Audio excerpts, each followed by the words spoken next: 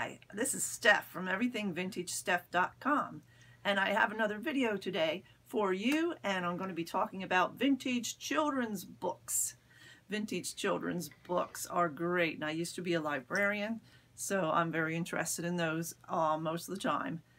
But before I get to the books, I always like to show a little bit of part of my basement because I have everything so organized down here, almost like a library. So just look over in this one part here where I don't have books, but I have scarves.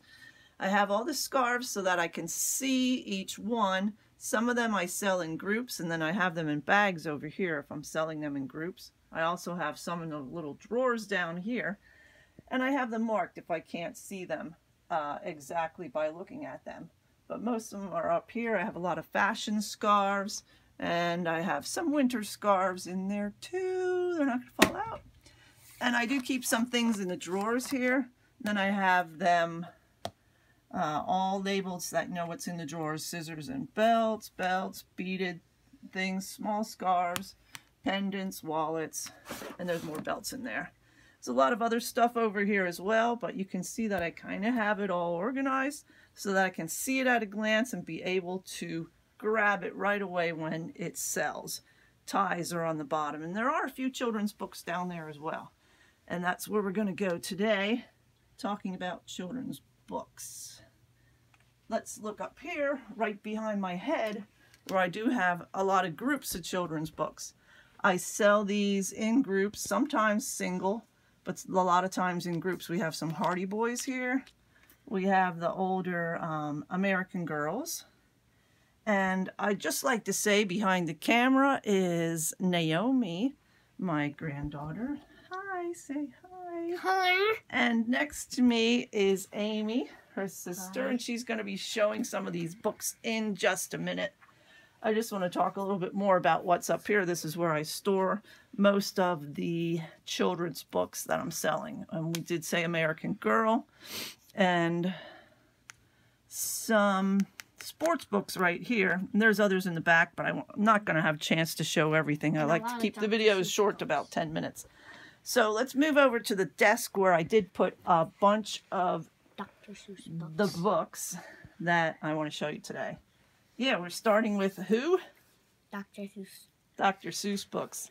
I sell these in groups as well, unless I get some really special ones, so you can see the titles on the side. And these are the older ones that were in the book clubs that you would get in school. So those three are selling together right now. But this is a special one. You see that it's a larger size than the others because this is a first edition. These are the Dr. Seuss books that came out before they were in the book clubs, and they're always larger in size. And if you look inside at the dates, you can tell that it's a first edition. They're from Random House. And then the copyright is way down here in the corner. This one's 1965 by Dr. Seuss. It doesn't say anything about a book club edition or anything like that. And it is a larger size.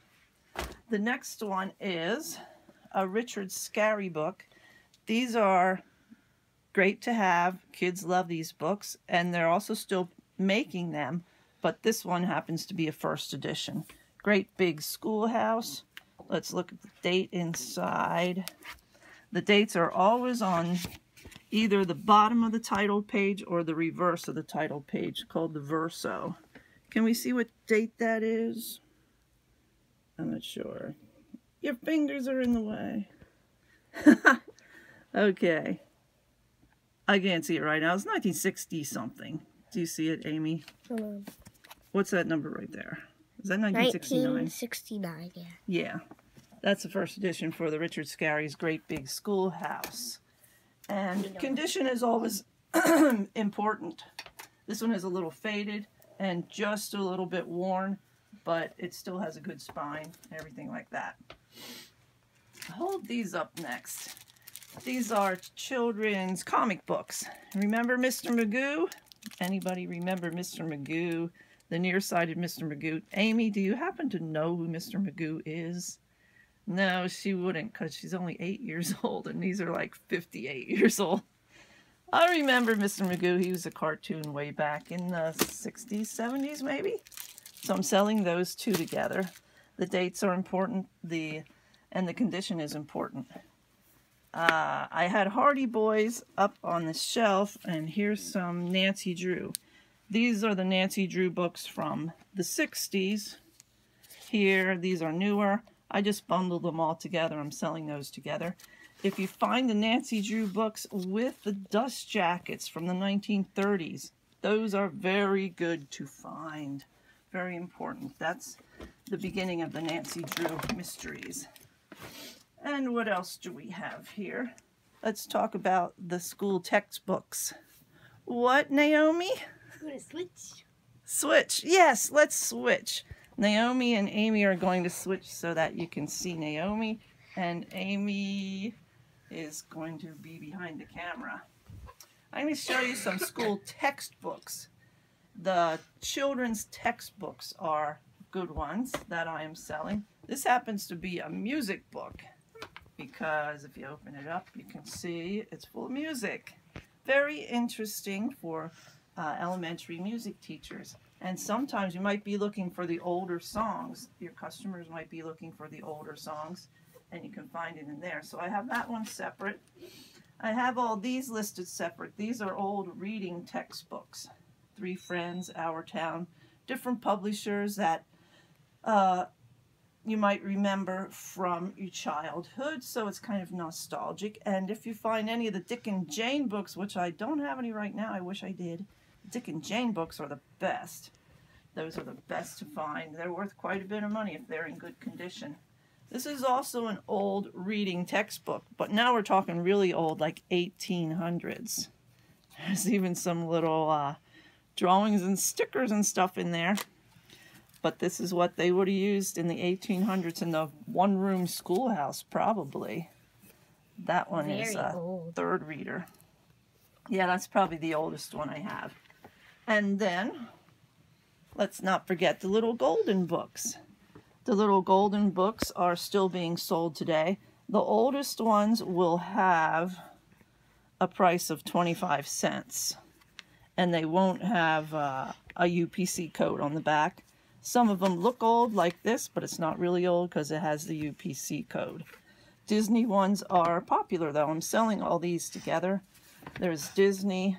This one is 59 cents, so it's not as old. And of course they have dates and size. This is an older one with 25 cents. No UPC code on the back. Heidi, I can't see the date right now, or the price. This is an older Disney one because it doesn't have the UPC on the back. And then there's something special about a number or letter in the back here. I'm not sure what it is anymore, but that indicates something to do with the age. That one's taped so you can't see it. Okay, the last ones I'm going to show you are hardback children's books that are about horses. And most of these were made into movies, and that's why they're popular. Black Beauty, The Black Stallion by Walter Farley, and My Friend Flicka. This one is by the Whitman Publishing Company, and that's important to look for. They made a lot of children's books that were very popular in the 60s mainly. And these still have the dust jackets, so that's an important thing to look for as well, is the children's books with the dust jackets. But I have something really special to show you as my last book, and it's another horse book by Walter Farley, The Island Stallion's Fury. So it's within the series of The Black Stallion. Walter Farley wrote a lot of books about the Black Stallion. He's very famous. But the reason this one is special is because he signed it. And I'll show you his signature in here. So I have it in the plastic to protect it. Walter Farley. And the reason that I often, well not often, but this is the second one I've ever found of Walter Farley's signature, is because he had a farm in Earlville, Pennsylvania. And I went to elementary school at Earlville, which is very close to where I live now.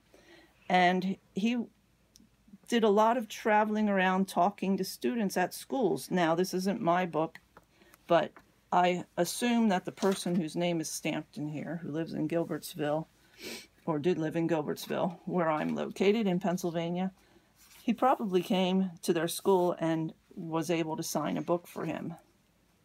Walter Farley is no longer alive, but he did have a farm in Pennsylvania, a horse farm, of course. And so he was in the area a lot, and he probably signed that book at that time. And if you ever watch the movies. What about the movies? Because if you ever watch the movies of them, the books. Yeah. Have you seen the movie, Amy? No. Oh, well, there are movies about the Black Stallion and Black Beauty. Okay, there's a lot more to learn about children's books and selling vintage children's books. But that's all that I'm going to talk about today. Thank you, Naomi. Thank you, Amy. And thanks for watching my vintage videos at everythingvintagestuff.com is where you can find these books for sale. Bye-bye.